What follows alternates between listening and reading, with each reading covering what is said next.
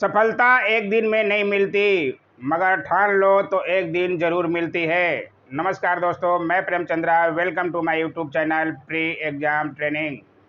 दोस्तों, model set 9 लेकर हम आपके सामने आए हैं। बहुत अच्छे सवाल कराए जाएंगे आज।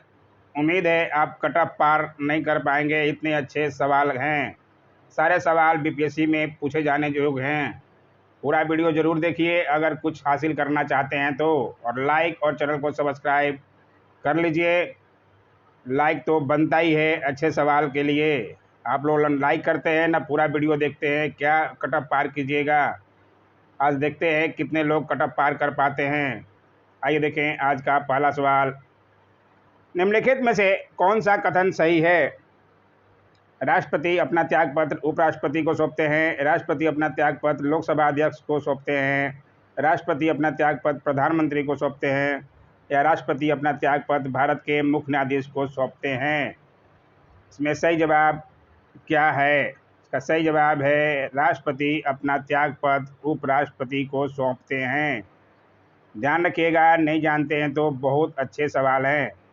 संविधान के अनुच्छेद 56(1) के ए के अनुसार राष्ट्रपति अपना त्यागपत्र उपराष्ट्रपति को सौंपते हैं, इसलिए आंसर ए हुआ। आइए देखें अगला सवाल। सारे सवाल ही अच्छे हैं।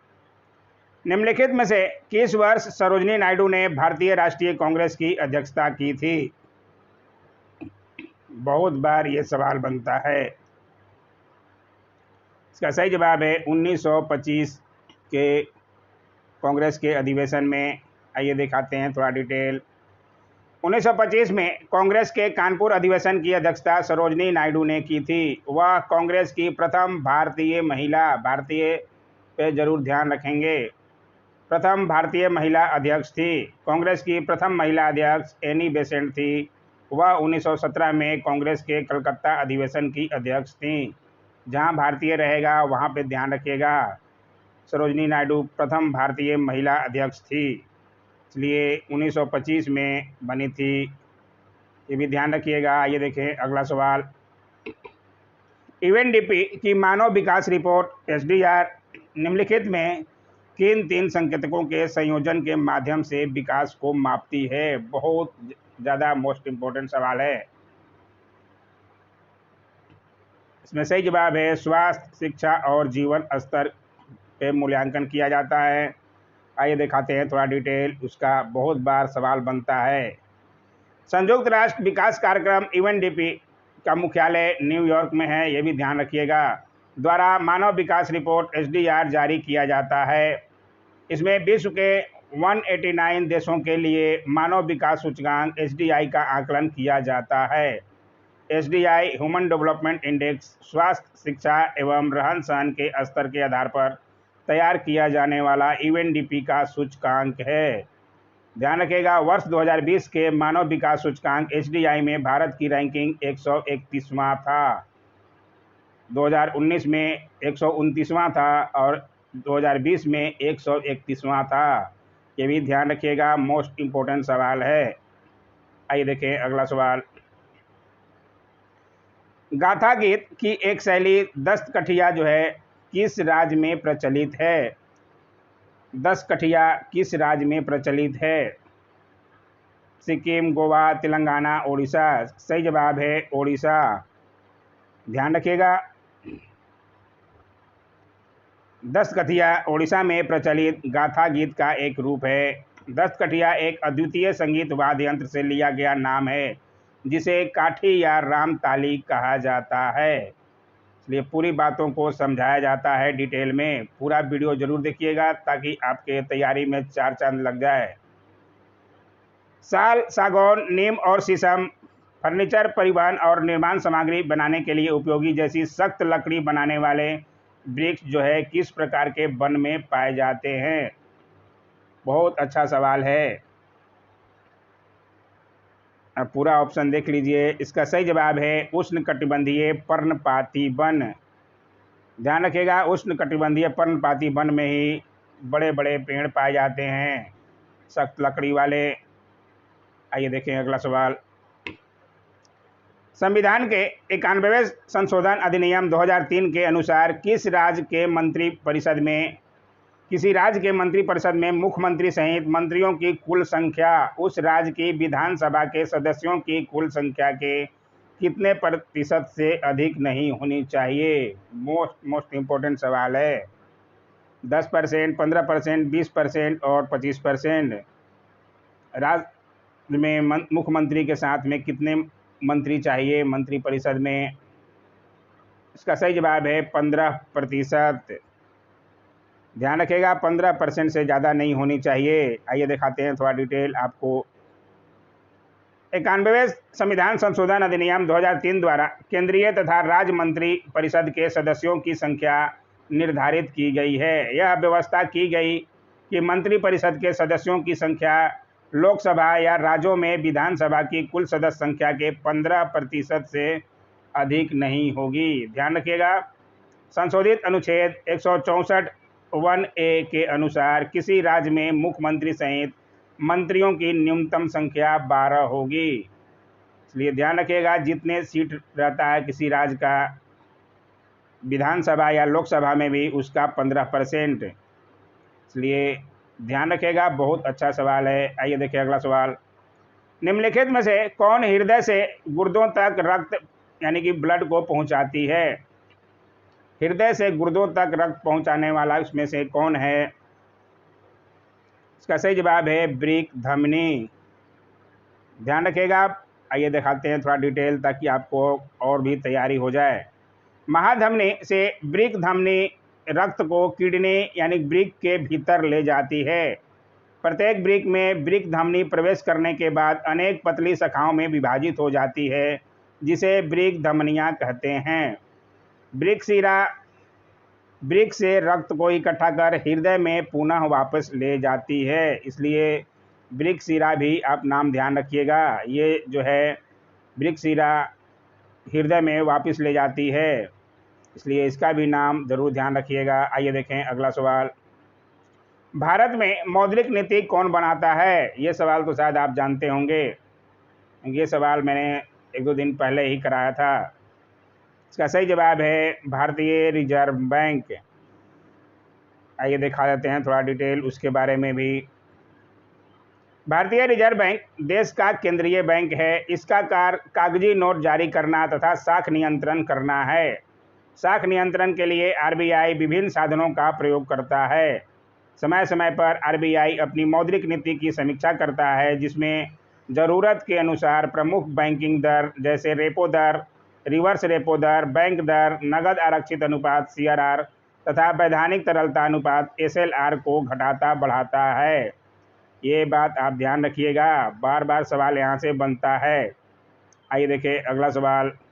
अब तक तो कितने लोग वीडियो बंद करके चले गए होंगे, वो लोग क्या कटअप पार करेंगे। वस्तु एवं सेवा कर GST 2016 के किस संविधान संशोधन विधेयक द्वारा 8 सितंबर 2016 को राष्ट्रपति द्वारा स्वीकृति मिली? बहुत बार ये सवाल बनेगा। GST लागू हो गया है 2016 में, स्वीकृति मिली थी राष्ट्रपति द्वारा। वो कौन सा संविधान संशोधन विधेयक था? इसका सही जवाब है 101वां था। ध्यान रखिएगा। आइए दिखा देते हैं थोड़ा डिटेल ताकि आपको और तैयारी हो जाए। 101वां संविधान संशोधन विधेयक 2016 द्वारा वस्तु एवं सेवा कर GST लागू करने के लिए संविधान के विभिन्न अनुच्छेदों में संशोधन किया गया। यह विधेयक 3 अगस्त 2016 को राज्यसभा द्वारा तथा 8 अगस्त 2016 को लोकसभा द्वारा पारित किया गया। ये भी ध्यान रखिएगा। इसे राष्ट्रपति की स्वीकृति 8 सितंबर 2016 को मिली। GST 1 जुलाई 2017 से लागू हुआ, सब लोगों को ज्ञात होना चाहिए। GST से कुल 17 अप्रत्यक्ष कर केंद्र और राज्य कर मिलाकर प्रतिस्थापित किए गए। GST लागू होने से पूरा देश एक ही कर दर वाले एकल बाजार में परिवर्तित हो गया। इसलिए पूरी बातें GST पर देख लिए, आपको आगे कन्फ्यूजन नहीं होगा। आप ध्यान रखिएगा सारी बातों को। आइए देखें अगला सवाल। निम्नलिखित में से कौन सी हिमालय पर्वतमाला लेह के उत्तरी भाग से तिब्बती सीमा तक फैली हुई है, जिसमें दिगर लॉ और खारदुंग लॉ दर्रे शामिल हैं? बहुत अच्छा सवाल है। हिमालय पर्वतमाला लेह के उत्तरी भाग से तिब्बती सीमा तक कौन सी फैली हुई है? इसमें सही जवाब है लद्दाख पर्वतमाला, जिसमें दिगर ल और खारदुंग लौ दर्रे हैं। आइए दिखा देते हैं थोड़ा डिटेल। ट्रांस हिमालय या तिब्बत हिमालय महान हिमालय के उत्तर में स्थित है। इसमें लद्दाख, जोस्कर, कैलाश, काराकोरम आदि पर्वत श्रेणियां शामिल हैं। लद्दाख पर्वतमाला भारत के लद्दाख क्षेत्र के मध्य भाग में स्थित है। लद्दाख श्रेणी के पूर्व की ओर कैलाश पर्वत श्रेणी है, जिसका विस्तार तिब्बत क्षेत्र पर है। लद्दाख श्रेणी में चोरबात, दिगरला और खारदुंग-ला दर्रा है, इसलिए ध्यान रखिएगा लद्दाख श्रेणी पर्वतमाला। आइए देखें अगला सवाल। छोटी आंत की भीतरी दीवारों में हजारों अंगुलियों के आकार की अवयव संरचनाएं पाई जाती है, इसे क्या कहा जाता है? इसे क्या कहा जाता है? आप ऑप्शन देख लीजिए। इसका सही जवाब है बिली।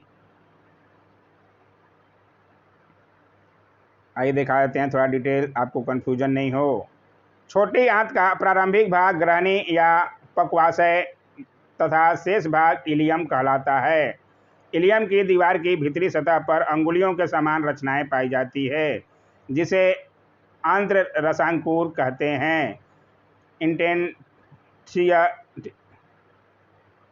इंटेंशनल बिली कहते हैं। ये रसांकुर बिलाई आंत की दीवार के अवशोषण सतह को बढ़ाते हैं, इसलिए ध्यान रखिएगा बिल्ली जो है। आइए देखिए अगला सवाल। जनवरी 2021 तक की बात करें तो यूपीएससी के अध्यक्ष कौन हैं? यूपीएससी के वर्तमान अध्यक्ष अभी कौन हैं? इसका सही जवाब प्रदीप कुमार जोशी। ध्यान रखिएगा बहुत अच्छा सवाल है। यूपीएससी बीपीएससी के अध्यक्ष पर बार बार सवाल बनेगा ही। इसके पहले कौन थे? आइए थोड़ा डिटेल दिखा देते हैं।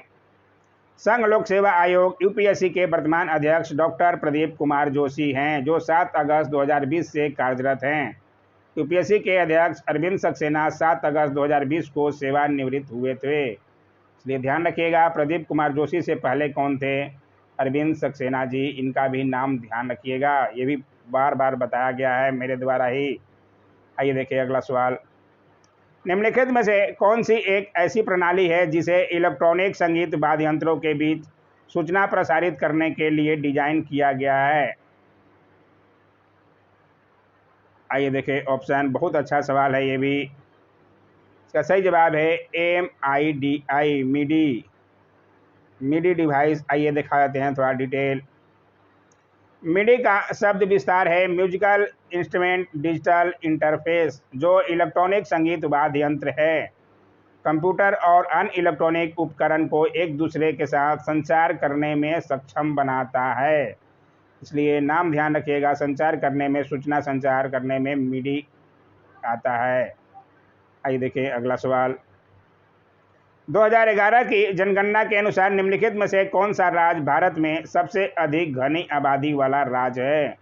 महाराष्ट्र, बिहार, पश्चिम बंगाल और गोवा। बहुत अच्छा ये भी सवाल है। सबसे घनी आबादी वाला राज्य इसमें से बिहार है। ध्यान रखिएगा। आइए डिटेल दिखा देते हैं कितना का आबादी है। 1000 वर्ग किलोमीटर में कितनी आबादी रहती है, उसी को जनसंख्या घनत्व कहा जाता है। जनगणना 2011 के अनुसार राज्यों का घनत्व बिहार का देखिए 1106 है। प्रति 1000 वर्ग किलोमीटर, प्रति वर्ग किलोमीटर में 1000 मीटर में 1106 लोग रहते हैं। पश्चिम बंगाल में 1028 है, गोवा में 394 है, महाराष्ट्र में 365 है। इसके अनुसार इसमें बिहार जो है सबसे घनी आबादी वाला राज्य है। आइए देखिए अगला सवाल। स्थलाकृतिक मानचित्रों में रेलवे लाइनों और टेलीफोन लाइनों को किस रंग से दर्शाया जाता है? लाल, पीला, काला, नीला।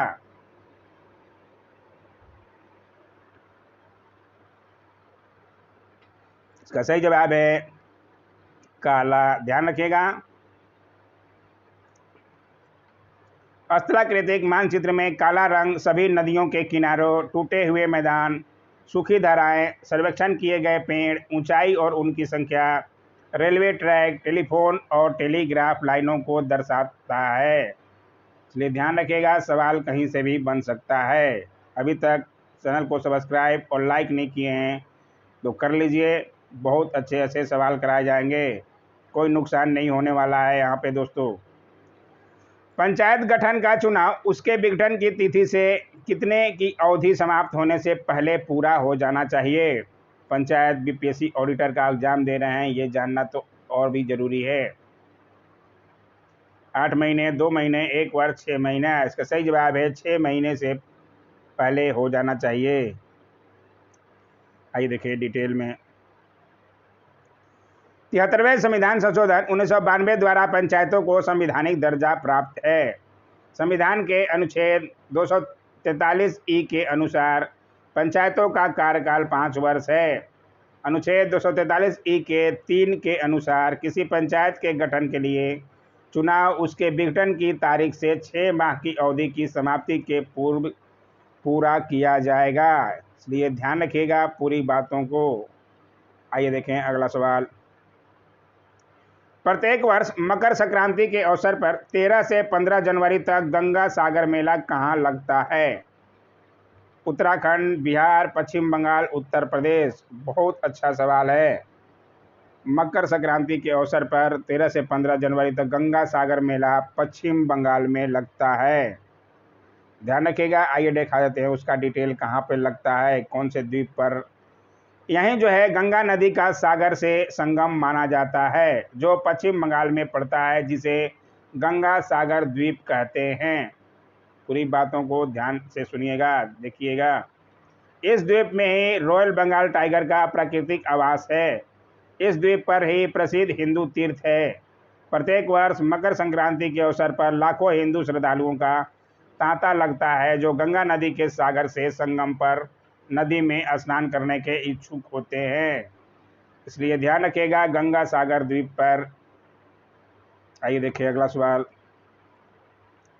निम्नलिखित में से वह कौन है जो पहली भारतीय महिला पैरा एथलीट तथा राजीव गांधी खेल रत्न पुरस्कार से सम्मानित होने वाली सबसे बुजुर्ग महिला बनी।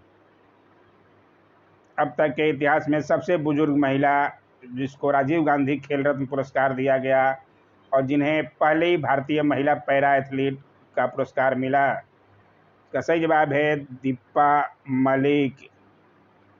ध्यान रखिएगा। आइए दिखा देते हैं थोड़ा डिटेल, आपको कंफ्यूजन नहीं हो। 29 अगस्त 2019 को 48 वर्षीय दीपा मलिक को राजीव गांधी खेल रत्न पुरस्कार दिया गया। वह यह सम्मान पाने वाली पहली महिला पैरा एथलीट तथा सर्वाधिक उम्रदराज खिलाड़ी हैं। पहली महिला पैरा एथलीट खिलाड़ी और सर्वाधिक उम्रदराज खिलाड़ी, दोनों बातों को आप ध्यान रखिएगा। पुरुष पैरा एथलीट 25 वर्षीय मरियप्पन थंगबेलु को वर्ष 2020 का राजीव गांधी खेल रत्न पुरस्कार दिया गया, ये भी ध्यान रखिएगा। आइए देखें अगला सवाल। 1900 में भारत के स्वतंत्रता संघर्ष के दौरान निम्नलिखित में से कौन अखिल भारतीय राज्य लोक सम्मेलन के अध्यक्ष बने थे। ये 1900 नहीं होगा, 1939 होगा, ध्यान रखिएगा। इसका सही जवाब है जवाहरलाल नेहरू। 1939 था, ध्यान रखिएगा। आइए देखें अगला सवाल, इसका डिटेल देख लेते हैं। राष्ट्रीय आंदोलन के दौरान भारतीय रियासतों में राजनीतिक चेतना के उदय के फलस्वरूप अनेक रियासतों में स्टेट्स पीपुल कॉन्फ्रेंस की स्थापना हुई। दिसंबर 1927 में all India state people's conference का प्रथम अधिवेशन बम्बई में हुआ। 1939 में पंडित जवाहरलाल नेहरू AISPC के अध्यक्ष चुने गए, इसलिए क्वेश्चन में वहाँ पे 39 था। ध्यान रखिएगा 1900 नहीं है, 39 है, 1939। आइए देखिए अगला सवाल। निम्नलिखित में कौन फ्रंटियर गांधी के नाम से प्रसिद्ध थे। ये तो बहुत इजी सा सवाल है, सब लोग जानते होंगे, लेकिन क्यों कहा जाता है ये तो शायद बहुत कम लोग जानते होंगे, इसलिए आपको डिटेल में मैं दिखा देता हूँ। गांधी जी द्वारा 1930 में शुरू किए गए दूसरे नागरिक अवज्ञा आंदोलन यानी सविनय अवज्ञा आंदोलन के दौरान भारत के उत्तर पश्चिमी सीमा प्रांत में खान अब्दुल गफ्फार खान ने पठानों को संगठित कर खुदाई खिदमतगार यानी कि ईश्वर के सेवक संगठन बनाया, जो लाल कुर्ती वाले के रूप में जाने जाते थे। अब्दुल गफ्फार खान अहिंसक गांधीवादी आंदोलन के समर्थक थे तथा सीमांत गांधी के नाम से जाने जाते थे। इसलिए पूरी बात को आपको समझा दिया गया क्यों कहा जाता था। खुदाई खिदमतगार पे भी सवाल बार बार बनता है, इसलिए पूरी बात आप नोट करते हुए चलें। आइए देखिए अगला सवाल। भारत के संविधान का कौन सा अनुच्छेद मौलिक अधिकारों के प्रवर्तन के लिए संवैधानिक उपचार प्रदान करता है? बहुत अच्छा ये भी सवाल है।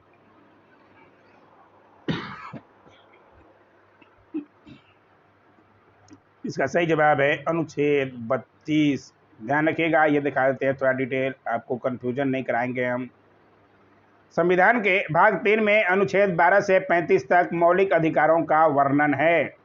अनुच्छेद 32 में संवैधानिक उपचारों के अधिकार का प्रावधान है।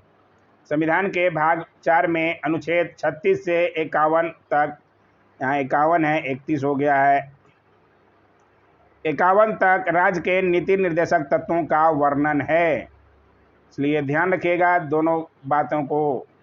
राज्य के नीति निर्देशक तत्व कितने अनुच्छेद में आते हैं और मौलिक अधिकार कितने से कितने के बीच में। आइए देखिए अगला सवाल। चूँकि क्लिनिकल थर्मामीटर केवल मानव शरीर के तापमान को मापने के लिए डिजाइन किया गया है, इसलिए यह 35 डिग्री सेंटीग्रेड से कितना तक की सीमा का तापमान प्रदर्शित करता है? बहुत अच्छा सवाल है। थर्मामीटर जो है मानव का शरीर का तापमान करता है 37 डिग्री सेंटीग्रेड, नॉर्मल होता है मानव शरीर का। थर्मामीटर कितने सीमा तक? इसका सही जवाब है 42 डिग्री तक की सीमा तक का तापमान प्रदर्शित करता है, इसलिए ध्यान रखिएगा। आइए देखें अगला सवाल। निम्नलिखित में से कौन एक भारतीय शतरंज ग्रैंड मास्टर नहीं है? नहीं पे ज़्यादा ध्यान रखिएगा। इसमें से कौन नहीं है? कोनेरू हम्पी हैं, पृथु गुप्ता ये भी हैं, डी हरिका यानी कि हरिका द्रोणवली ये भी हैं, रानी रामपाल ये नहीं हैं। इसलिए पूरी बात को आप ध्यान रखिएगा। रानी रामपाल कौन है? सबको पता होना चाहिए, राजीव गांधी खेल रत्न मिला था। रानी रामपाल हरियाणा महिला हॉकी खिलाड़ी तथा भारतीय महिला हॉकी टीम की कप्तान हैं। रानी रामपाल को वर्ष 2020 में पद्मश्री तथा राजीव गांधी खेल रत्न पुरस्कार दिया गया है, इसलिए ये हॉकी की खिलाड़ी हैं। इसलिए ये जवाब जो है सही है, रानी रामपाल। आइए देखिए अगला सवाल।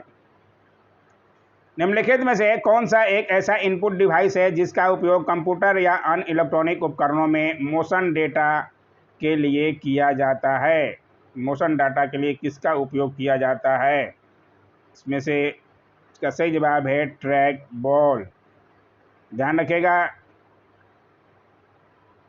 ट्रैक बॉल एक इनपुट डिवाइस है जिसका उपयोग कंप्यूटर या अन्य इलेक्ट्रॉनिक उपकरणों में गति डेटा यानी कि मोशन डाटा इनपुट करने के लिए किया जाता है। इसलिए पूरी बात को आप ध्यान रखिएगा। आइए देखिए आज का आखिरी सवाल, और ये भी बहुत अच्छा सवाल है। निम्नलिखित में से किसे लाफिंग गैस, हास्य गैस कहा जाता है? यह सवाल भी बीपीएससी में बन चुका था और बनता है, कितनी बार बना है पता नहीं, इसलिए इसको ज़रूर ध्यान रखें, बहुत बार बना है। इसका सही जवाब है नाइट्रस ऑक्साइड। ध्यान रखिएगा N2O इसका फार्मूला होता है, इसलिए ये भी ध्यान रखिएगा, बहुत बार ये सवाल दिखेगा। आज का वीडियो कैसा लगा ज़रूर कमेंट किया कीजिए, बहुत अच्छे नए सवाल थे। Don't forget to like, share, comment, subscribe my YouTube channel. Thanks for watching my YouTube channel. ऐसे सवालों के लिए इसी चैनल पे बने रहें।